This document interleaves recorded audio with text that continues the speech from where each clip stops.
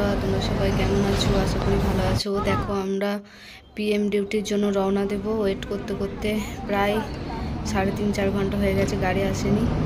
8:30টায় আসার কথা ছিল, সেখানে গাড়ি এলো হচ্ছে 11:30টার দিকে। তো এখন আমরা চেপে চলে যাচ্ছি দক্ষিণ দিনাজপুর বালুরঘাটের উদ্দেশ্যে। দেখো বাইরের কী অবস্থা, চড়া রোদ্দুর আর তার সাথে এরকম ফাঁকা মাঠ। তারপর হচ্ছে যাওয়ার অনেকটা পর লাঞ্চের টাইম হয়ে গেছে, তো আমাদেরকে একটা হোটেলে দাঁড় করিয়েছিল গাড়ি, ওখানেই দাঁড়িয়ে আছে। দেখো আমরা সবাই লাঞ্চ করব, মাঝে একটা ছবিও তুলে নিয়েছি সবাই মিলে, আরও অনেকে ছিল। খাওয়া দাওয়ার পরে আমরা রওনা দিয়েছি। ফারাক্কা ব্যারেজ তোমাদেরকে দেখাচ্ছি। দেখো কি পরিমাণে জল আছে এখনো অবধি, এত সুন্দর লাগছিল কি বলবো। যেটুকু পেরেছি সেটুকু ক্যাপচার করার চেষ্টা করেছি বাসে থেকে। কি বলো তো, তোমাদের সাথে অনেক দিন কোনো কন্ট্যাক্ট নেই, আমার কোনো ভিডিও আমি পোস্ট করতে পারছি না। আমার এত ডিউটির চাপ হয়ে যাচ্ছে যে আমি এদিকে আর নজরই দিতে পারছি না। তোমাদের সাথে যে আমি যোগাযোগ রাখবো বা কোনো ইনফরমেশন দেবো, অনেক লেডি কনস্টেবল বেরিয়েছে, কেপি বেরিয়েছে, সেসব আমি কিচ্ছু করতে পারছি না ডিউটির চাপে। তো একটু একটু করে চেষ্টা করছি। দেখো অবশেষে আমরা আমাদের গন্তব্যস্থল ছিল হচ্ছে দক্ষিণ দিনাজপুর বালুরঘাট। তো সেই শহরে প্রবেশ করেছি, কিন্তু আমাদের অ্যাকচুয়ালি যেখানে থাকতে দিয়েছে সেখানে এখনও আমরা পৌঁছাতে পারিনি। পৌঁছাতে অনেকটাই রাত হয়ে যাবে। তো দেখি কতক্ষণ লাগে। তো দেখো কত সুন্দর শহরটা, সত্যি সুন্দর, কত সুন্দর সুন্দর স্ট্যাচু, সব কিছুই আছে এখানে। তবে আমরা দেখি কতক্ষণে পৌঁছাই।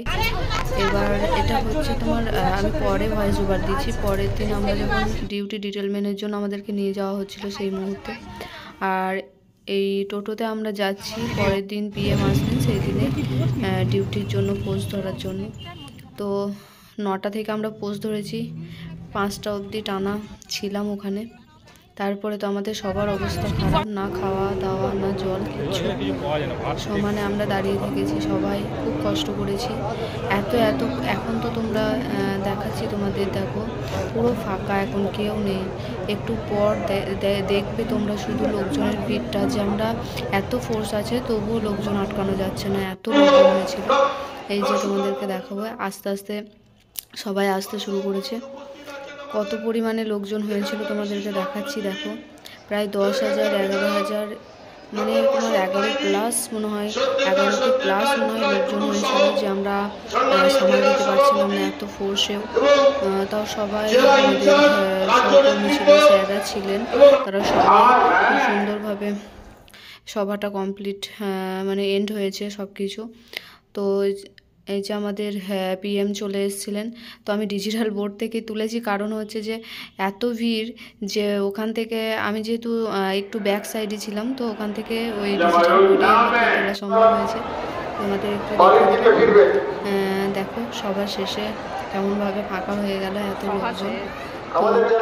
তো আমাদেরকে কিন্তু এই সবার শেষ হয়ে যাওয়া মাত্রই ছেড়ে দেয়নি, আমাদেরকে অনেকক্ষণ পর যখন আমাদের অর্ডার এলো যে ডিপার্চার হয়েছে তারপরেই ছেড়েছে।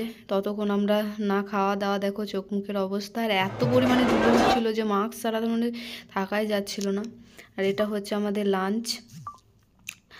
আর লাস্টে আমাদের বেস্ট ফ্রেন্ডের সাথে দেখা করে